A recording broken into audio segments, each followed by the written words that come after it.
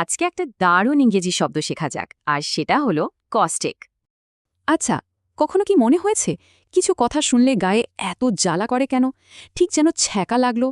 Caustic শব্দটার কিন্তু দুটো মানে আছে। চলেন প্রথমে একদম আক্ষরিক মানেটা দেখে নিই।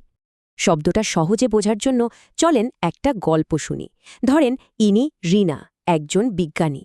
রিনা ল্যাবে একটা বোতল দেখল, গায়ে লেখা কস্টিক কেমিক্যাল, মানে এটা ত্বকে লাগলে পুড়ে যাবে। তার মানে কস্টিকের প্রথম অর্থ হল এমন কিছু যা শরীর পুড়িয়ে দেয়, যেমন কোনো কড়া রাসায়নিক। এখন মজার ব্যাপারটা হলো শুধু রাসায়নিকই না, কিছু কথাও কিন্তু ঠিক একইভাবে আমাদের মনে জ্বালা ধরাতে পারে। আচ্ছা, আবার রিনার গল্পে ফেরা যাক। রিনার প্রজেক্টে ধরেন ফেল করল, আর তার বস তো রেগে আগুন। বস তাকে খুবই কড়া ভাষায় কিছু কথা শোনালেন, এমন কথা যা শুনলে মনে কষ্ট হয়।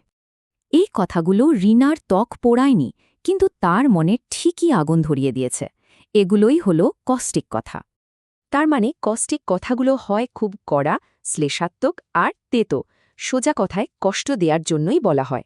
চলেন এবার কিছু বাস্তব উদাহরণ দেখি, তাহলে ব্যাপারটা একদম পরিষ্কার হয়ে যাবে।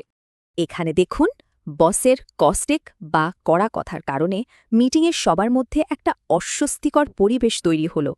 রাজনীতিতে দেখুন, একজন নেতার কস্টিক বা তিক্ত সমালোচনার কারণে ভোটার একদম রেগে গিয়েছিল।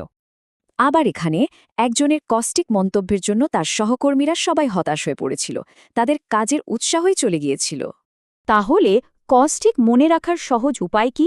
শুধু ভাবুন, যা পোড়ায় তাই কস্টিক, সেটা রাসায়নিক হোক বা কথা। ব্যাস, শিখে ফেললেন দারুণ একটা নতুন শব্দ। এখন থেকে এটা বোঝার এবং ব্যবহার করার চেষ্টা করুন।